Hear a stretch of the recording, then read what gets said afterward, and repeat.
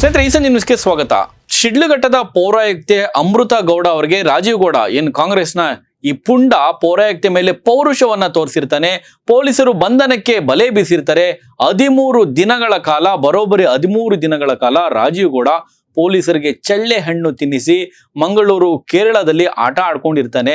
ಪೊಲೀಸರ ಮೇಲೂ ಕೂಡ ಪ್ರೆಷರ್ ಜಾಸ್ತಿ ಆಗುತ್ತೆ. ಯಾಕಂದ್ರೆ ಪೊಲಿಟಿಕಲಿ ಈ ಒಂದು ಪ್ರಕರಣ ತಿರುವನ್ನ ಪಡೆದುಕೊಳ್ಳುತ್ತೆ. ಬಿಜೆಪಿ ನಾಯಕರು ಕೂಡ ಪ್ರೆಷರ್ ಆಗ್ತಾರೆ. ಒಂದು ಕಡೆ ಕಾಂಗ್ರೆಸ್ನ ನಾಯಕರಿಗೂ ಕೂಡ ಮುಜುಗರ ಆಗ್ತಾ ಇರುತ್ತೆ. ಎಲ್ಲ ಒಂದ್ ಕಡೆ ಕಾಂಗ್ರೆಸ್ ನಾಯಕನನ್ನ ಒಬ್ಬ ಸಚಿವರು, ಪ್ರಭಾವಿ ಸಚಿವರು ಆತನನ್ನ ಸೇವ್ ಮಾಡ್ತಾ ಇದ್ದಾರೆ, ರಕ್ಷಣೆ ಕೊಟ್ಟಿದ್ದಾರೆ ಎನ್ನುವಂತ ಮಾತನ್ನು ಕೂಡ, ಆರೋಪವನ್ನು ಕೂಡ ಬಿಜೆಪಿ ನಾಯಕರು ಹೇರ್ತಾ ಇರುತ್ತಾರೆ. ಇದರ ನಡುವೆ ಪೊಲೀಸರು ಕ್ಷಿಪ್ರ ಕಾರ್ಯಾಚರಣೆಯನ್ನ ನಡೆಸಿ ಕೇರಳದಲ್ಲಿ ಈ ಪುಂಡ ರಾಜಕಾರಣಿಯನ್ನ ಸೆರೆ ಹಿಡಿದಿದ್ದಾರೆ. ಹೆಂಗೆ ಈತನ ಬಂಧನ ಆಯಿತು, ಈ ಕುರಿತಾದಂತ ಇಂಟ್ರೆಸ್ಟಿಂಗ್ ಸಂಗತಿಯನ್ನ ತಿಳಿಸ್ಕೊಡ್ತಾ ಹೋಗ್ತೀವಿ. ಅದಕ್ಕೂ ಮುಂಚೆ ನೀವಿನ್ನೂ ನಮ್ಮ ಚಾನೆಲ್ಗೆ ಸಬ್ಸ್ಕ್ರೈಬ್ ಆಗದಿದ್ರೆ ಈ ಕೂಡಲೇ ಸಬ್ಸ್ಕ್ರೈಬ್ ಆಗಿ ಪಕ್ಕದಲ್ಲಿರೋ ಬೆಲ್ ಐಕನ್ ಕ್ಲಿಕ್ ಮಾಡಿ. ಈಗ 13 ದಿನ ಬರೋಬ್ಬರಿ ಈತ ರಾಜೀವ್ ಗೌಡ ಹೆಂಗೆ ತಲೆಮರೆಸ್ಕೊಂಡ, ಈತನ ಬಂಧನವನ್ನ ಮಾಡೋದಕ್ಕೆ ಪೊಲೀಸರು ಎಷ್ಟೆಲ್ಲ ಅರಸಾಹಸವನ್ನ ಪಟ್ರು ಅನ್ನೋದರ ಕುರಿತಾಗಿ ಹೇಳ್ತಾ ಹೋದ್ರೆ ಸ್ನೇಹಿತರೆ, ನಿಮಗೂ ಕೂಡ ಒಂದು ರೀತಿ ಆಶ್ಚರ್ಯ ಅನ್ಸುತ್ತೆ. ಯಾಕಂದ್ರೆ ಸಿನಿಮಾ ಶೈಲಿಯ ರೀತಿನಲ್ಲಿ ಈತ ಪೊಲೀಸರ ಕಣ್ಣು ತಪ್ಪಿಸ್ಕೊಂಡು ಒಂದು ಜಾಗದಿಂದ ಮತ್ತೊಂದು ಜಾಗವನ್ನ ಪದೇ ಪದೇ ಬದಲಾಯಿಸ್ತಾನೆ ಹೋಗ್ತಾ ಇರ್ತಾನೆ.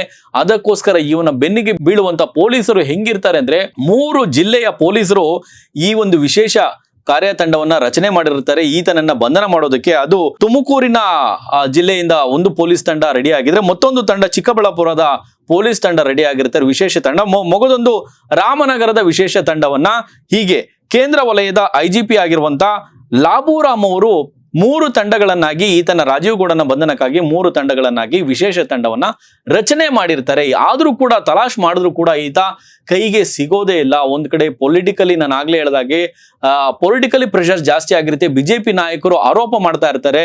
ಇನ್ನೊಂದು ಕಡೆ ಏನು ಗೃಹ ಸಚಿವರಿಗೂ ಕೂಡ, ಇಲ್ಲ ಒಂದ್ ಕಡೆ ಸೋಷಿಯಲ್ ಮೀಡಿಯಾದಲ್ಲೂ ಕೂಡ ಬಿಜೆಪಿ ನಾಯಕರು ಅಲ್ಲಿಯೂ ಕೂಡ ಒಂದ್ ರೀತಿ ಕಾಲೆಳೆಯುವಂತ ಕೆಲಸಗಳನ್ನ ಈ ವಿರೋಧ ಪಕ್ಷದವರು ಮಾಡ್ತಾ ಬಂದಿರ್ತಾರೆ. ಕಾಂಗ್ರೆಸ್ ನಾಯಕರಿಗೆ ಮುಜುಗರ ಒಡ್ಡಿದಂತಹ ಪ್ರಕರಣ ಇದಾಗಿರುತ್ತೆ. ರಾಜೀವ್ ಗೌಡ ಪೌರಾಯುಕ್ತೆಗೆ ಏನು ಅಮೃತ ಗೌಡ ಅವರಿಗೆ ಧಮಕಿ ಹಾಕಿರ್ತಾನಲ್ಲ, ಜೀವ ಬೆದರಿಕೆ ಮತ್ತು ಅಶ್ಲೀಲ ಅವ್ಯಾಚ್ಯ ಶಬ್ದಗಳಿಂದ ನಿಂದನೆ ಮಾಡಿದಂತ ಈ ಒಂದು ಪ್ರಕರಣ ಕಾಂಗ್ರೆಸ್ಗೂ ಕೂಡ ಒಂದು ರೀತಿ ಮುಜುಗರ ತಂದೊಡ್ಡಿದ್ದಂತಹ ಪ್ರಕರಣ ಇದಾಗಿರುತ್ತೆ. ಪೊಲೀಸರಿಗೂ ಕೂಡ ಚಾಲೆಂಜಿಂಗ್ ಆಗಿರುತ್ತೆ. IGP ಲಾಬೂರಾಮ್ ಅವರು 3 ತಂಡಗಳನ್ನ, ವಿಶೇಷ ತಂಡ 3 ತಂಡಗಳನ್ನಾಗಿ ರಚನೆ ಮಾಡಿರ್ತಾರೆ. ಪೊಲೀಸರು ಲುಕ್ಔಟ್ ನೋಟಿಸ್ ಹೊರಡಿಸಿರ್ತಾರೆ. ಆತನನ್ನ ಬಂಧನಕ್ಕಾಗಿ ತುಂಬಾ ಅರಸಾಹಸ ಪಡ್ತಾರೆ. ಬಟ್ ಕಡೆಗೆ ಈಗ ಕೇರಳದಲ್ಲಿ ಈತ, ಈ ರಾಜೀವ್ ಗೌಡ ಸಿಕ್ಕಿ ಬಿದ್ದ ಸ್ಟೋರಿನೇ ಒಂದು ರೀತಿ ಇಂಟ್ರೆಸ್ಟಿಂಗ್ ಸಂಗತಿ ಅಂತ ಹೇಳ್ಬೋದು. ಯಾಕಂದ್ರೆ ಹೆಂಗ್ ಹೋಗ್ತಾನೆ, ಏನ್ ಶಿಡ್ಲಘಟ್ಟದಿಂದ ಈತ ಮಂಗಳೂರಿಗೆ ಹೋಗ್ತಾನೆ. ಮಂಗಳೂರಿನಲ್ಲಿ ಒಬ್ಬ ಬಿಸ್ನೆಸ್ ಮ್ಯಾನ್ ನ ಆಶ್ರಯವನ್ನ ಪಡೆದುಕೊಂಡಿರ್ತಾನೆ. ಸೊ ಅಲ್ಲಿಂದ ಹೆಂಗೆ ಸೀನ್ ಕ್ರಿಯೇಟ್ ಮಾಡ್ತಾನೆ ಅಂದ್ರೆ, ಇದು ಥೇಟ್ ಸಿನಿಮಾ ತರ ಇರುತ್ತೆ. ಯಾಕಂದ್ರೆ ಏನು ರಾಜೀವ್ ಗೌಡನ ಕಾರಿನಲ್ಲಿ ಹೋಗಿ ಆ ರೈಲ್ವೆ ಸ್ಟೇಷನ್, ಮಂಗಳೂರಿನ ರೈಲ್ವೆ ಸ್ಟೇಷನ್ ಬಳಿ ಇಳಿದು ಅಲ್ಲಿ ಕಾರ್ ಪಾರ್ಕ್ ಮಾಡಿ ಬೇರೆ ಒಂದು ಟ್ರೈನ್ ಹತ್ಕೊಂಡು ಎಲ್ಲಿಗೋ ಹೋಗಿರುವಂತೆ ಬಿಂಬಿಸೋದಕ್ಕೆ ಒಂದ್ ರೀತಿ ಪ್ರಯತ್ನವನ್ನ ಪಟ್ಟಿರ್ತಾನೆ. ಆದ್ರೆ ಅಲ್ಲ ಆಗಿರೋದೇ ಅಸಲಿ ಕತೆ ಬೇರೆ. ಪೊಲೀಸರಿಗೆ ಯಾವುದೇ ಕಾರಣಕ್ಕೂ ನಾವು ಹೇಳ್ತೀವಿ ಚಳ್ಳೆ ಹಣ್ಣು ತಿನ್ನಿಸಿದ್ರು ಅಂತ ಹೇಳಿ. ನೋಡಿ, ಇಲ್ಲಿ ಅಪರಾಧಿಗಳು, ಆರೋಪಿಗಳು ಪೊಲೀಸರಿಗೆ ಒಂದ್ ರೀತಿ ರಂಗೋಲಿ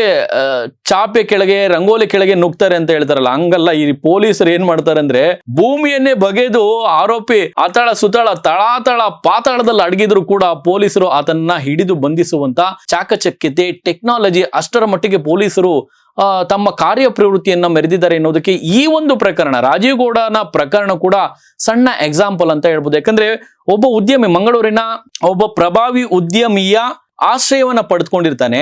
ಮಂಗಳೂರಿನಲ್ಲಿ ಆತನ ಕಾರ್ ಪತ್ತೆ ಆಗುತ್ತೆ. ಅಲ್ಲಿ ಕಾರನ್ನ ಪಾರ್ಕ್ ಮಾಡಿ ಬೇರೆ ಎಲ್ಲೋ ಟ್ರೈನ್ ಹತ್ತುವಂತ ಒಂದು ನಾಟಕವನ್ನ ಮಾಡಿರ್ತಾನೆ. ಬಟ್ ಆದ್ರೆ ಅವನು ಅಸಲಿ ಏನ್ ಮಾಡಿರ್ತಾನೆ ಅಂದ್ರೆ, ಅಲ್ಲಿ ಆ ಉದ್ಯಮಿಯ ಕಾರಿನ ಒಂದು ಟ್ರ್ಯಾಕ್ ರೆಕಾರ್ಡ್ ಅನ್ನ ಪೊಲೀಸರು ಚೆಕ್ ಮಾಡಿದಂತ ಸಂದರ್ಭದಲ್ಲಿ ಇದೇ ಏನು ಉದ್ಯಮಿಯ ಕಾರಿನಿಂದ ಈತ ತಲಪಾಡಿಯಿಂದ ಕಾಸರಗೋಡ್ಗೆ, ಅಲ್ಲಿಂದ ಕಣ್ಣೂರಿನ ಕಡೆಗೆ ಎಸ್ಕೇಪ್ ಆಗಿರ್ತಾನೆ ಈ ರಾಜೀವ್ ಗೌಡ. ಸೊ ಇದು ಆ ಕಾರ್ ಟ್ರ್ಯಾಕ್ ರೆಕಾರ್ಡರ್ ಇಂದ ಇದು ಪೊಲೀಸರು ಪತ್ತೆ ಹಚ್ತಾರೆ.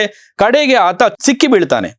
ಎಲ್ಲಿ ಸಿಕ್ಕಿ ಬೀಳ್ತಾನೆ ಈ ರಾಜೀವ್ ಗೌಡ ಅಂತ ನೋಡೋದಾದ್ರೆ, ಮಂಗಳೂರಿನಿಂದ ಕೇರಳದ ತಿರುವನಂತಪುರಂನ ಮಣಪುರಂನಲ್ಲಿ ಈತನನ್ನ ಪೊಲೀಸರು, ವಿಶೇಷ ಪೊಲೀಸ್ ತಂಡ ಈತನನ್ನ ಕಡೆಗೂ ಬಂಧಿಸುವಲ್ಲಿ ಯಶಸ್ವಿ ಆಗ್ತಾರೆ. 13 ದಿನಗಳ ಕಾಲ ಈತ ನಡೆಸಿದಂತಹ ಒಂದು ಹೈಡ್ರಾಮಾ ಇದೆಯಲ್ಲ, ಪದೇ ಪದೇ ಸ್ಥಳವನ್ನ ಬದಲಾಯಿಸ್ತಾ ಇರ್ತಾನೆ. ಪೊಲೀಸರು ಕೂಡ ಈತನ ಟ್ರ್ಯಾಕರ್ ಅನ್ನ ಕಂಟಿನ್ಯೂಸ್ಲಿ ಈತನ ಬೆನ್ನಿಗೆ ಬಿದ್ದಿರ್ತಾರೆ. 3 ವಿಶೇಷ ತಂಡ IGP ಲಾಬುರಾಮ್ ಅವರ ನಿರ್ದೇಶನದ ಮೇರೆಗೆ 3 ತಂಡಗಳನ್ನ ರಚನೆ ಮಾಡಿಕೊಂಡು ಚಿಕ್ಕಬಳ್ಳಾಪುರ, ರಾಮನಗರ, ತುಮಕೂರು 3 ಜಿಲ್ಲೆಯ ವಿಶೇಷ ತಂಡ ಈತನ ಬೆನ್ನಿಗೆ ಬಿದ್ದಿರ್ತಾರೆ. ಲುಕೌಟ್ ನೋಟಿಸ್ ಹೊರಡಿಸಿ ಕಡೆಗೂ ಕೇರಳದ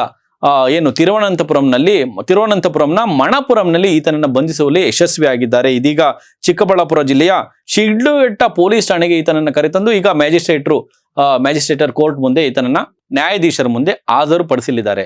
ಇನ್ನು ಎಲ್ಲ ಒಂದ್ ಕಡೆ ಪೊಲೀಸರ ಒಂದು ಮಾಹಿತಿ ಪ್ರಕಾರ ಬರ್ತಾ ಇರುವಂತೆ ಈತನನ್ನ ಅಜ್ಞಾತ ಸ್ಥಳದಲ್ಲಿ ಈಗಾಗಲೇ ವಿಚಾರಣೆಯನ್ನು ಕೂಡ ನಡೆಸಿದ್ದಾರೆ. ಇದಕ್ಕೆ ಪೌರಾಯುಕ್ತೆ ಇದಕ್ಕೆ ಅಮೃತ ಗೌಡ ಅವರು ಏನ್ ರಿಯಾಕ್ಷನ್ ಕೊಟ್ಟಿದ್ದಾರೆ ಆ ವಿಡಿಯೋ ಕೂಡ ತೋರಿಸ್ತೀವಿ, ಆ ಆಡಿಯೋ ಕೂಡ ತೋರಿಸ್ತೀವಿ, ನೋಡ್ಕೊಂಬನ್ನಿ. I congratulate the entire police team. ಅವರು ಸಕ್ಸಸ್ಫುಲ್ ಆಗಿದ್ದಾರೆ. So I just want to congratulate them sir. The case will take its due process of law. ಅವ್ರ ಕಡೆಯಿಂದ ಏನ್ ಕೋಆಪರೇಷನ್ ಬೇಕು ಅದನ್ನ ನಾವು ಪೊಲೀಸ್ ಅವರಿಗೆ ನಾವು ಕೊಡ್ತೀವಿ. ಇದು ಅಮೃತ ಗೌಡ ಪೌರಾಯುಕ್ತೆ, ಶಿಡ್ಲಘಟ್ಟದ ಪೌರಾಯುಕ್ತೆ.